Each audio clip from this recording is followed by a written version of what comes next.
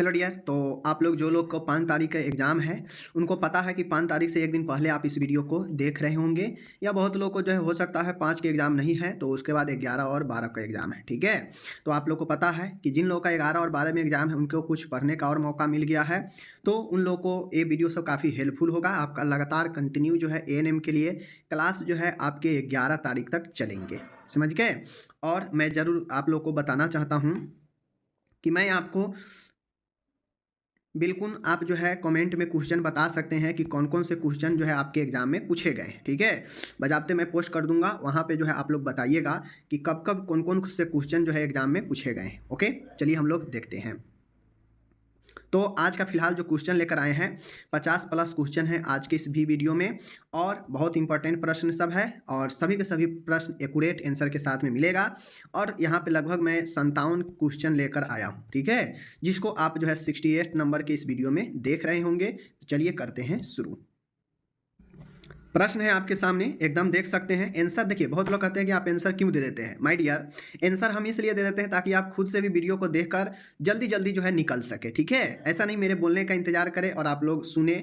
वैसे में बहुत लोग को आंसर पता भी नहीं रहता है, तो फिर बाद में पूछेंगे कि सर आंसर बताइए, आंसर बताइए। तो इस हिसाब से ज़्यादा क्वेश्चन एक वीडियो में हो, इसलिए आंसर देना जरूरी पड़ता है। अगर मान गए मैं आपसे क्वेश्चन बोलूँ, फिर चारों ऑप्शन पढ़ूँ और बोलूँ कि बताइए इसमें से कौन सा आंसर सही है, तो कितना समय लग जाएगा, कितना क्वेश्चन हो जाएगा। 20 से 30 क्वेश्चन में आपका 30-40 मिनट समय बीत जाएगा। तो इसलिए थोड़ा सा आपको एडजस्ट करना पड़ेगा।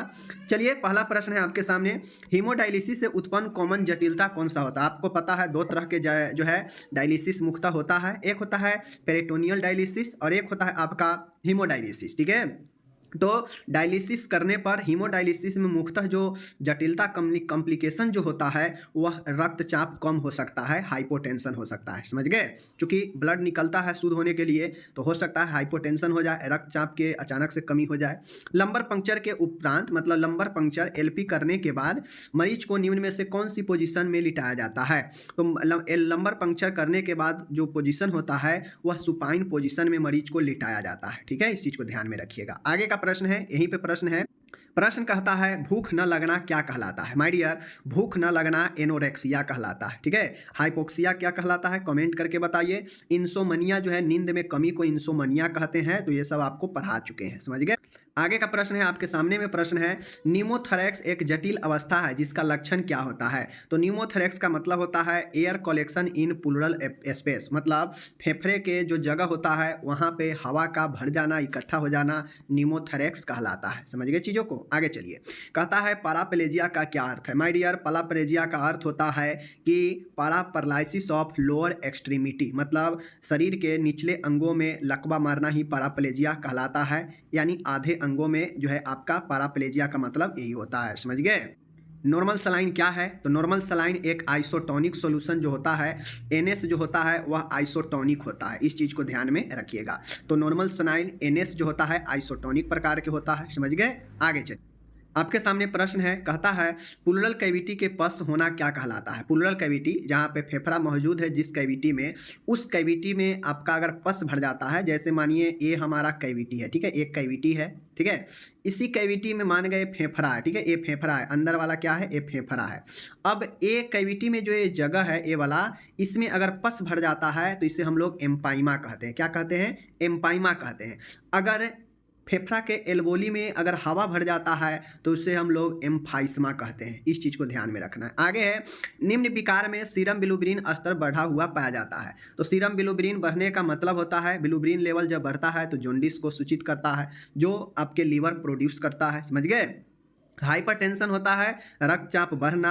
गाल स्टोन होता है, जो गॉल ब्लैडर होता है ना, उसमें अगर स्टोन होता है पित्त के थैली में तो उसे जो है हम लोग स्टोन कहते हैं। एक्यूट रीनल फेलुअर होता है, जो अचानक से किडनी फेल हो जाता है, समझ गए। तो ये सारा चीज़ है। आगे चलिए देखते हैं एंटासिड का क्या कार्य है। तो एंटासिड का कार्य होता है कि यह स्टोमक में, पेट में एसिडिटी, अम्लता को कम करना। ठीक है, एंटासिड का मतलब यही होता है, समझ गए। तो इस चीज़ को आपको, एंजाइम जो होता है पाचन में सहायता करता है। तो जितने भी आप एंजाइम लेते हैं सिरप के रूप में, वह एंजाइम क्या करता है, आपके पाचन को सुदृढ़ बनाता है, सही बनाता है, समझ गए। आगे चलिए, तो ये चीज़ें हैं, आप लोग समझ गए। आगे चलिए, आगे देखते हैं।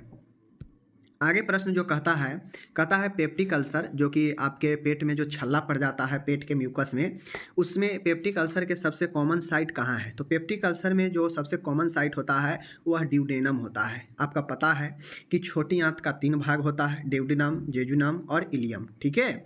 तो इस हिसाब से जो आपका पेट से जो सटा हुआ जो कनेक्ट वाला जो भाग है छोटी आंत का, वो जो है वहाँ से लेकर पेट के अंदरूनी हिस्सा में कहीं भी आपका ये छल्ला हो सकता है। तो सबसे कॉमन साइट ड्यूडेनम होता है, ठीक है। मैकबर्नी पॉइंट पर दर्द निम्न रोग का लक्षण है। तो मैकबर्नी पॉइंट का मतलब होता है अगर आपके पेट में जो मैकबर्नी पॉइंट के जगह पर अगर दर्द होता है उस हिस्से में, तो वह एपेंडिसाइटिस के बताता है लक्षण को, ठीक है। अब आपको पता करना है कि मैकबर्नी पॉइंट कहाँ पे होता है, समझ गए? यह एपेंडिसाइटिस को बताता है, ओके। इंसुलिन इंजेक्शन हेतु निम्न रूट द्वारा दिया जाता है। तो आपको पता होना चाहिए इंसुलिन का जो इंजेक्शन होता है वह सबक्यूटेनियस में दिया जाता है, ठीक है, सबक्यूटेनियस मार्ग से, ओके। आगे है प्रश्न, कहता है कि किस स्थिति में अस्थि मज्जा प्रत्यारोपण उपयोगी नहीं है? कहता है कि किस स्थिति में जो है बोन मैरो का ट्रांसप्लांट जो होता है इम्प्लांटेशन वह उपयोगी नहीं है। तो पर्सिनियस एनीमिया है, और पर्सिनियस एनीमिया में अगर आप बोन मैरो का ट्रांसप्लांट करते हैं तो यह उपयोगी नहीं होगा। पर्सिनियस जो एनीमिया होता है आपको पता होना चाहिए, एप्लास्टिक एनीमिया, ल्यूकोमिया, थैलेसीमिया, यह सब आपके ब्लड है। अगर कोई व्यक्ति को पर्निशियस एनीमिया हो जाता है तो आप उसको कितनों भी जो है बोन मैरो का इम्प्लांटेंस करवा दीजिए, वह सही नहीं होगा, समझ गए? इसके लिए उपयोगी है ही नहीं। संक्रमण के प्रति शरीर के जो इम्यूनिटी है, प्रतिरक्षा है, उसके प्रतिक्रिया को क्या कहा जाता है? तो संक्रमण के प्रति जो हमारा प्रतिरक्षा प्रतिक्रिया दिखाता है वह इन्फ्लामेशन होता है, और इन्फ्लामेशन का मतलब होता है माय डियर, संक्रमण के प्रति शरीर का जो प्रतिरक्षा है वह प्रतिक्रिया को क्या कहा जाता है? तो माय डियर, ये जो होता है इन्फ्लामेशन का मतलब होता है कि जैसे ही आपके बॉडी में संक्रमण घुसा उसके प्रति आपके बॉडी में जो है कोई चीज़ दिखाने लगा, जैसे लालिमा होना, नोचनी, समझ गए, दर्द होना, सूजन होना, यह इन्फ्लामेशन को बताता है। आगे चलिए, कोल्ड एप्लीकेशन का द्वितीयक प्रभाव क्या है? मतलब अगर किसी को आप ठंडक प्रभाव देते हैं तो उसका द्वितीयक इफेक्ट क्या होता है? तो वैसो कंट्रैक्शन। वैसो कंट्रैक्शन का मतलब है कि जो रक्त नली होता है, रक्त वाहिका, उसमें संकुचन आ जाएगा, शिथिलन आ जाएगा, समझ गए? तो कोल्ड एप्लीकेशन से किसी भी चीज़ को स्थिर रिलैक्स कर देते हैं। तो जिस प्रकार से अगर कोई नली है ब्लड का तो उसमें शिथिलन आ जाएगा, समझ गए? और शिथिलन होने से ब्लड प्रवाह कम हो जाता है, जिससे दर्द का, सूजन का जो है कमता है कोल्ड स्पॉन्जिंग में, ठीक। आगे का प्रश्न है आपके सामने में है, break bone fever is, break bone को हम लोग डेंगू फीवर के भी नाम से जानते हैं, हड्डी तोड़ बुखार, ठीक है। इसमें आपका हड्डी तोड़ भी होता है, इससे डेंगू को हम लोग हेमरोजिक फीवर भी कहते हैं, जिसमें ब्लीडिंग होता है, ठीक है ना। इस चीज़ को ध्यान में रखना है। आगे है, कहता है संपूर्ण फेफड़े को हटाना क्या कहलाता है? माय डियर, निमोनेक्टोमी, ठीक है, निमोनेक्टोमी, ठीक है ना। संपूर्ण फेफड़ा को हटाना निमोनोटोमी कहलाता है, निमोनेक्टोमी कहलाता है, निमोनेक्टोमी कहलाता है, समझ गए? इस चीज को आपको ध्यान में रख। आगे का प्रश्न है आपके सामने ही प्रश्न है, हेपेटाइटिस का प्रकार जो संक्रमित रक्त चढ़ाने के बाद होता है। आपको पता है संक्रमित रक्त चढ़ाने के बाद होगा जो सेक्सुअल ट्रांसमिटेड वाला होगा। तो हेपेटाइटिस बी जो होता है सेक्सुअल ट्रांसमिटेड होता है, और अगर कोई पॉजिटिव व्यक्ति है हेपेटाइटिस बी का, उसका ब्लड को अगर किसी स्वस्थ व्यक्ति में ट्रांसफ्यूज कर दीजिएगा तो उसमें भी हेपेटाइटिस बी होने का खतरा रहता है, समझ गए? चलिए आगे चलते हैं। कहता है मध्य कर्ण का संक्रमण क्या कहलाता है? तो ओटाइटिस मीडिया को हम लोग मध्य कर्ण का संक्रमण कहते हैं। साइनस का संक्रमण साइनोसाइटिस कहलाता है, समझ गए? जो मास्टोइड बोन होता है उसका संक्रमण मास्टोइडाइटिस होता है, समझ गए? इसको ध्यान में रखना है। आगे है, वायरस संक्रमण जिससे पेरिलेसिस हो सकता है उसे क्या कहते हैं? पैरालिसिस जिससे हो सकता है। तो पोलियो एक वायरस जनित संक्रमण है जिसमें व्यक्ति को लकवा यानी पैरालिसिस भी मार देता है, समझ गए? आपको पता होना चाहिए। सिफिलिस एक कारण है, सिफिलिस ट्रेपोनोमा पेलिडम के कारण होता है, यह एक जीवाणु है, समझ गए ना। सिफिलिस एक ट्रेपोनोमा पेलिडम के कारण होने वाला यह जीवाणु का नाम है। सिफिलिस एक आपका जो है क्या है, एसटीडी रोग है, इस चीज को समझिएगा, समझ गए? आगे चलिए, आगे प्रश्न है आपके सामने प्रश्न है, कहता है पपिलरी डिलेशन हेतु प्रयुक्त ड्रग्स क्या कहलाता है? मतलब जो पपिलरी होता है आँखों का, उसको अगर आपको फैलाना है, डिलेशन करना है, तो उसके हेतु जो हम ड्रग्स देते हैं वह माइड्रेट्रिक्स होता है, ठीक है। माइड्रेट्रिक्स होता है, वह पपिलरी डिलेशन करता है, समझ गए चीज़ों को? आगे है मलेरिया का कारण प्रोटोजोआ होता है। मलेरिया का किसके कारण होता है, कमेंट करके बताइए, ठीक है। आगे है प्रयोगशाला जांच VDRL निम्न में से किसके डायग्नोसिस हेतु किया जाता है। आपको पता है VDRL एक यौन रोगों को जांच के लिए किया जाता है और इनमें जो है यौन रोग कौन सा है, सिफिलिस है, तो आपका यही राइट आंसर होगा। ओके, आगे चलिए। आगे है रूमेटिक फीवर से प्रभावित अंग क्या है। तो आपको पता है रूमेटिक फीवर से रूमेटिक हार्ट डिजीज भी होता है, RHD हार्ट होता है, हार्ट को भी प्रभावित करता है। यह संधियुक्त ज्वाइंट को भी प्रभावित करता है, यह ब्रेन को भी प्रभावित करता है, यह फीवर, यानी इनमें से सभी जो है इसका राइट आंसर होगा, ठीक है। स्वाइन फ्लू का कारण क्या है, तो यह बहुत बार पूछा जाता है। स्वाइन फ्लू H1N1 वायरस के कारण होता है, ठीक है। H1 कंफ्यूज मत होइएगा, N1 H1 नहीं कीजिएगा, H1N1 वायरस के कारण, ठीक है। क्योंकि यहाँ पे देखिए दे दिया गया है उल्टा, बहुत लोग उल्टे वाला मार देंगे, समझ गए। आगे चलिए।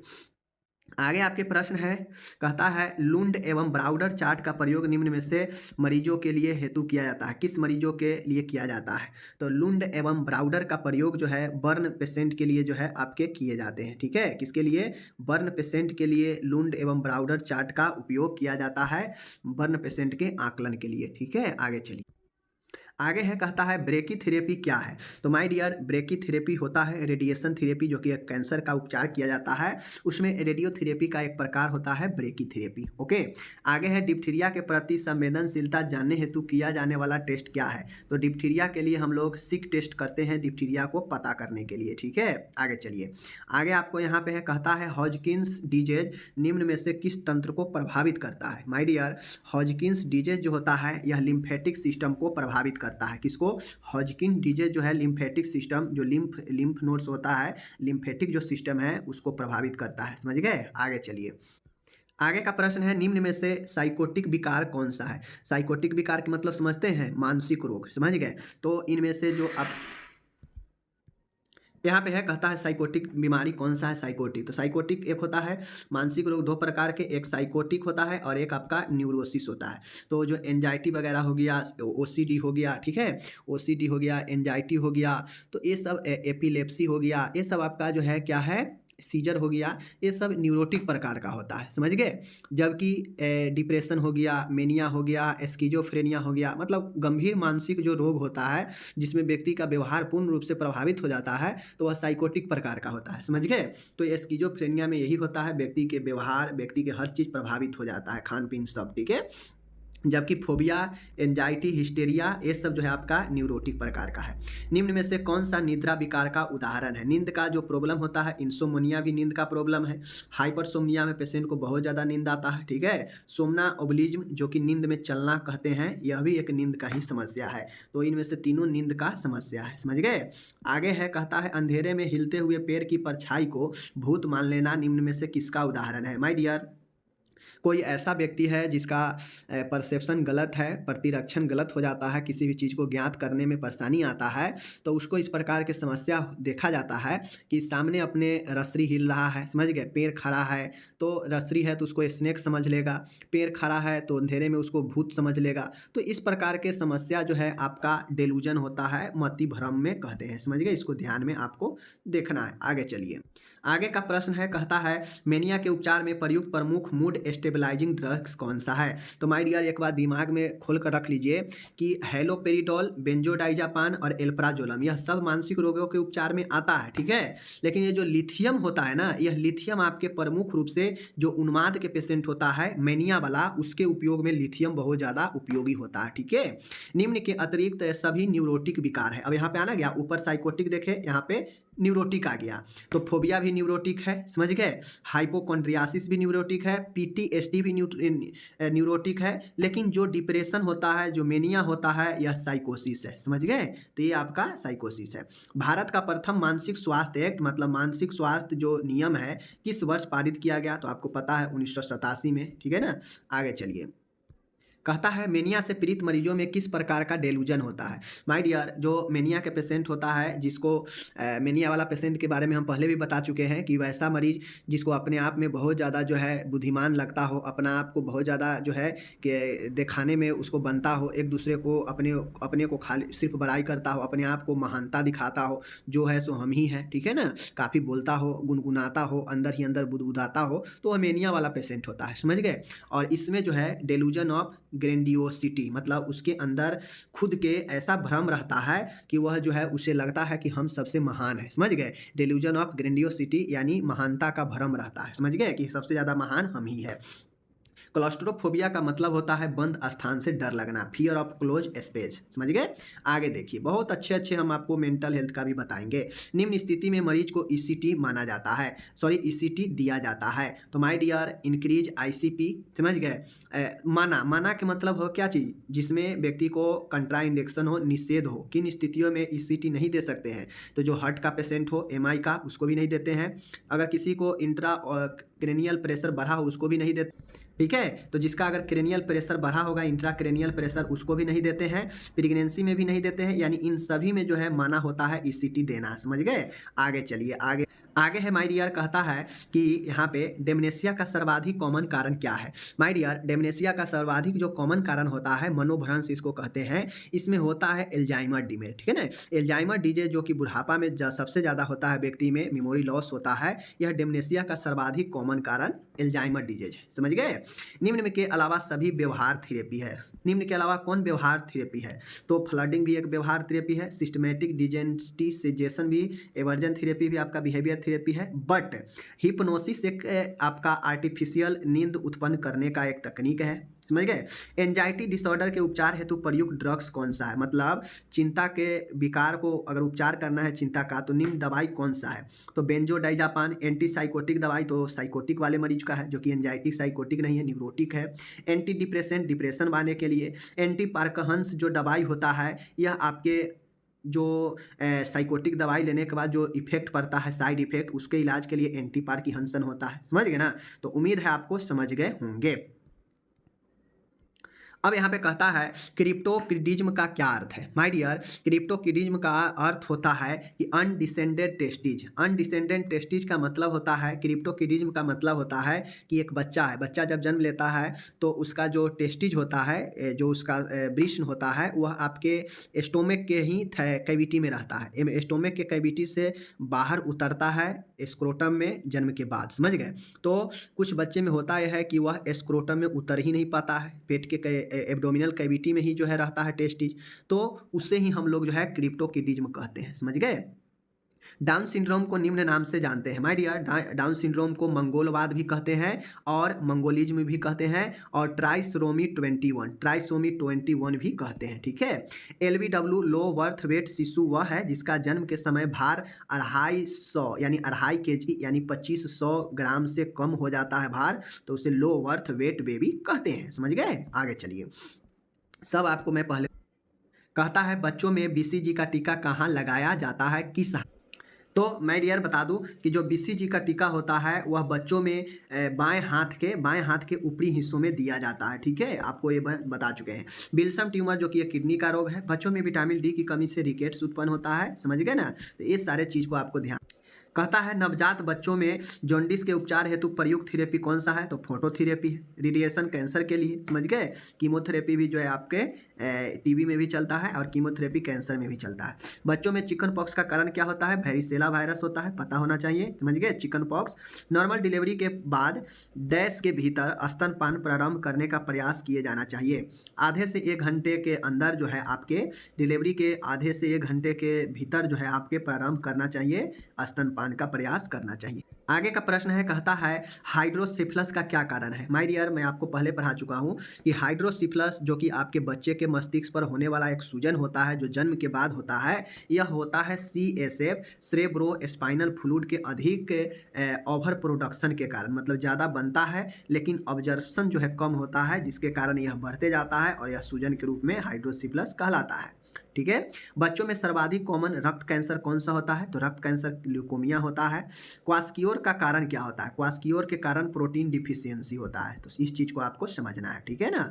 आगे चलिए, कहता है BFHI baby friendly hospital initiative का क्या उद्देश्य होता है। My dear, baby friendly initiative का उद्देश्य यही है कि increase in breast feeding practice, मतलब ज़्यादा से ज़्यादा स्तनपान को बढ़ावा दिया जाए, इसका उद्देश्य यही है। पोस्टेरियर फ्रंटली के बंद होने का सही समय क्या है? तो माय डियर, पोस्टेरियर आपको पता है कि जल्दी बंद हो जाता है, 1.5 से 2 महीने में जो है आपके यह बंद हो जाते हैं। तो ऑप्शन में हम लोग जो है देखेंगे कि कौन सा सबसे नज़दीक है, तो सबसे नज़दीक हमको तो यही 2 से 3 है, तो यही ऑप्शन में होगा। अगर रहता 1 से 2 महीना तो हम यही मारते, समझ गए, चूंकि 1.5 से 2 महीना में बंद हो जाता है।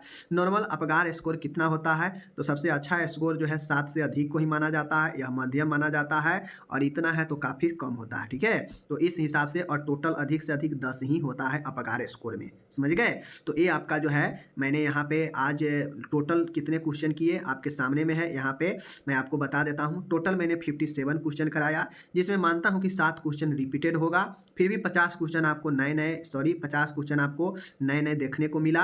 अब आपका एग्जाम तो बिल्कुल, जिनका 5 तारीख के डेट में एग्जाम है उनको तो आप पास समय बहुत कम है, 1 दिन का मात्र समय है। जितना पढ़ना है पढ़ लीजिए, जितना नोट्स देखना है देख लीजिए, जितना MCQ देखना है देख लीजिए, जहाँ से जितना सर्च करके पढ़ना है पढ़ लीजिए। जो भी देखिए, मैं यही कहूँगा, आपको अगर किसी भी चीज़ के बारे में अगर आपको डाउट लग रहा है कि हमें तैयारी सही से नहीं है, यहाँ से क्वेश्चन आ जाएगा तो हम दिक्कत में पड़ जाएंगे, तो उस डाउट वाले को कॉपी में नहीं पढ़िए, किताब में नहीं पढ़िए, कहीं भी कुछ नहीं करिए, सीधा डाउट वाले चीज़ों को गूगल में जाइए, ठीक है, गूगल में जाइए, गूगल में जाइए, मैं सही समय बता रहा हूँ, समय बचेगा इसमें। गूगल में जाइए, जो आपको प्रॉब्लम है उसके बारे में आप सर्च मार लीजिए, ठीक है, कि यह क्या होता है, सर्च मार लीजिए। और सर्च मारिए तो ऐसा नहीं है कि जो ऊपर में आ गया उसी को देख कर रह गए, नहीं, जब तक एक दो वेबसाइट को आप नहीं देखिएगा सर्च करके, तब तक कन्फ्यूजन आपका दूर नहीं होगा। और कम समय में कन्फ्यूजन को दूर करने का सबसे बेस्ट तरीका है, आपके पास मोबाइल है, जो भी सब्जेक्ट के जिस भी क्षेत्र में कन्फ्यूजन लगे, तुरंत उसको गूगल पर सर्च मारिए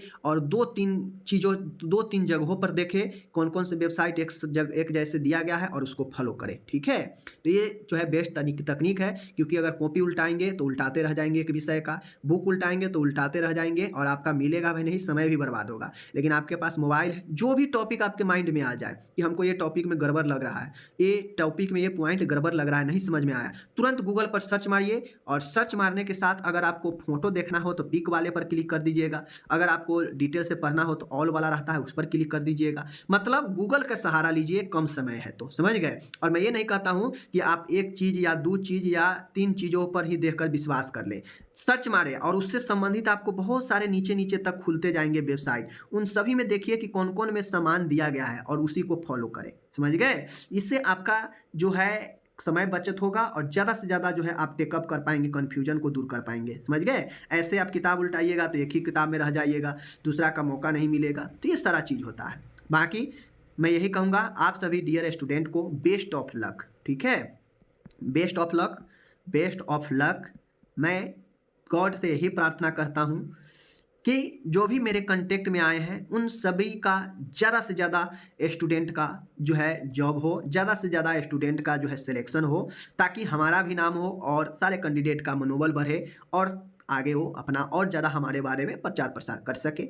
तो मैं यही कहता हूँ कि आपका उज्जवल भविष्य की कामना करते हुए दिल से ये आपको मैं शुभकामना देता हूँ कि आपका जो भी चीज़ को आप मानते हैं उसके कृपा से आपको हर एक क्वेश्चन आपका आसान लगेगा। थोड़ा दिमाग से, शांत दिमाग से सोचना है। कोई अगर थ्योरिकल टाइप से पूछ दे कि इनमें से छोड़ के एक छोड़कर बाकी जो है सही है, कौन जो है सही नहीं है बताइए, तो आपको उस तरह के प्रश्न में थोड़ा सा सोचना है कि क्या जो है इस सब में समान है और एक क्या अलग है। थ्योरिकल क्वेश्चन में थोड़ा सा आपको दिक्कत होगा, लेकिन मैं इतना सारा थ्योरिकल पढ़ाया हूँ जो दिक्कत आपको नहीं होगा। चाहे वो आपके प्रेगनेंसी हार्मोन की बात हो वो भी बताए हैं, चाहे आपका पेल्विक का बात हो, फिर चाहे वो फीटल स्कल की बात हो, समझ गए ना, पेल्विक्स बोन की बात हो, समझ गए, यूट्रस की बात हो, यूट्रस 3 लेयर में होता है, समझ गए। पहला होता है पेरीमेट्रियम, दूसरा होता है मायोमेट्रियम, तीसरा होता है इंडोमेट्रियम। 3 लेयर में आपका यूट्रस होता है, फीमेल में 2 ओवरीज होता है, मेल में 2 टेस्टिज होता है, समझ गए, सब पढ़ाए हैं। फीमेल में जो है आपका एस्ट्रोजन होता है, प्रोजेस्टेरोन होता है, HCG होता है, समझ गए ना। ह्यूमन गोनाडोट्रोपिक जो है ये सब होता है, मेल में टेस्टोस्टेरोन हार्मोन होता है। तो ये सारा चीज़ मैं आपको दे चुका हूँ। बहुत सारे टीका के बारे में, कौन किस रूट से लगता है, कितना जो है डोज देता है, सब चीज़ पढ़ा चुके हैं। अभी तक समझ सकते हैं कि लगभग 70 वीडियो के पास आ चुके हैं, तो मैं क्या नहीं पढ़ाया हूँ। और जो लोग शुरुआती को 30 वीडियो तक जो लोग देखे हैं ना, मैं कहता हूं कि वह 30 वीडियो को अगर अच्छे से देख लिए होंगे तो उनका सारा सिलेबस का क्वेश्चन इसी 30 वीडियो में, शुरुआत के जो स्टार्टिंग के 30 वीडियो है इसी में उनका पूरा सिलेबस आ गया होगा। क्योंकि मैं इधर उधर जाली फरोश वाला काम नहीं करता हूं, एकदम डीपली में पढ़ाता हूं, समझ गए। बाकी मिलते हैं अगले वीडियो में। आप अपना ख्याल रखिएगा। Best of luck. भगवान आप सभी को जो भी है उनके कृपा से, उनके आशीर्वाद से आप लोग को जॉब लग जाए, यही मैं चाहता हूँ। ताकि भविष्य बन जाएगा तो इसमें आपके परिवार का बहुत मज़ा आएगा। बहुत, एक बार जॉब में लग जाने के बाद सरकारी, वो भी परमानेंट, बहुत मज़ा आता है। माय डियर, मैं साथ में रहता हूँ लोगों को, मुझे पता महसूस चलता है कि क्या होता है परमानेंट जॉब, समझ गए ना। बहुत मज़ा आएगा। और ख़ासकर गर्ल्स के लिए तो सपने में सुहागा होता है। तो मैं यही कहता हूँ, शुभकामना है आप सभी को, जितने भी मेरे से पढ़े हैं नहीं पढ़े हैं सबको शुभकामना है कि आप लोग अच्छा कीजिए। और बहुत अच्छा खासा पोस्ट है, ज़रूर आपको जॉब होगा। थोड़ा सा अगर मेहनत किए होइएगा तो ज़रूर जॉब होगा, समझ गए। बस माइंड को शांत करके 2 घंटा एग्ज़ाम देना है, सोच सोच के देना है कि मैंने। और सबसे पहले बता देता हूँ, सबसे पहले आपको जो आंसर होता है एमसीक्यू, उसमें इस तरह से 4 ऑप्शन दिया रहेगा। इस ऑप्शन में आपको छांटना है, ठीक है। आपको छांटना होता है। जैसे यहाँ पे पूछ रहा है नॉर्मल अपगार स्कोर कितना होता है, तो हमको पता है अपगार स्कोर 0, 1 और 2 को लेकर ही जो है इसे जोड़ा जाता है। हाईएस्ट 10 आता है अपगार में जोड़ने पर, ठीक है। कम से कम 0 आ सकता है, समझ गए। लेकिन हमको पता है कि 0 से 3 होगा तो काफ़ी गड़बड़ हो जाएगा, 10 से अधिक जो है हो नहीं पाएगा, तो ये भी गड़बड़ है, समझ गए। समझ गए। तो ये 2 को तो ऐसे ही छट गया। अब आता है, पूछ रहा है नॉर्मल, 4 से 7 तो नॉर्मल होगा नहीं, यह मीडियम है, तो यही वाला तो हमारा राइट आंसर होगा। तो छांटना पड़ता है, आप छांटिएगा। अगर 2 छांट देते हैं पहले ही ऑब्जेक्टिव क्वेश्चन में, तो बाकी 2 में से ही तो एक आंसर लाना है। उसमें से जो आपको लगेगा सबसे ज़्यादा उसको आप मार दीजिएगा। तो जो क्वेश्चन ना लगे कि हमसे ये नहीं बन रहा है, तो उसमें एक कोशिश कीजिए कि कौन ऑप्शन जो है इस क्वेश्चन के हिसाब से नहीं दिया गया है, तो उस क्वेश्चन को पहले ही उड़ा दीजिए। अगर 1 उड़ गया, 2 उड़ गया ऑप्शन, तो 2 ही तो ऑप्शन में से एक आंसर देना है। तो जो आपको सबसे ज़्यादा उसमें से लगेगा उस पर टिक मार दीजिएगा, समझ गए ना। तो पहले जो क्वेश्चन नहीं आएगा उस क्वेश्चन के आंसर को उड़ाने का प्रयास कीजिएगा कि कौन इस क्वेश्चन से जो है ऑप्शन को कोई लेना देना नहीं है, तो पहले उसको डिलीट कर दीजिएगा। बाकी जो बच जाएगा उसी में से तो कोई एक आंसर होगा ना, तो आपको डिसाइड कर लेना है कि कौन ज़्यादा पॉसिबल हो सकता है इसका आंसर। ना आए उस क्वेश्चन के लिए बता रहे हैं, समझ गए। बाकी आए तो कोई दिक्कत नहीं है। बाकी चलिए मिलेंगे अगले वीडियो में, अपना ख्याल रखिएगा। बेस्ट ऑफ लक, धन्यवाद आप सभी को। बाकी आपका वीडियो जो है एएनएम के लिए 11 तारीख तक कंटिन्यू आते रहेगा, क्योंकि आपका पता है एग्जाम 12 तारीख तक है, समझ गए। मिलते हैं अगले वीडियो में, धन्यवाद।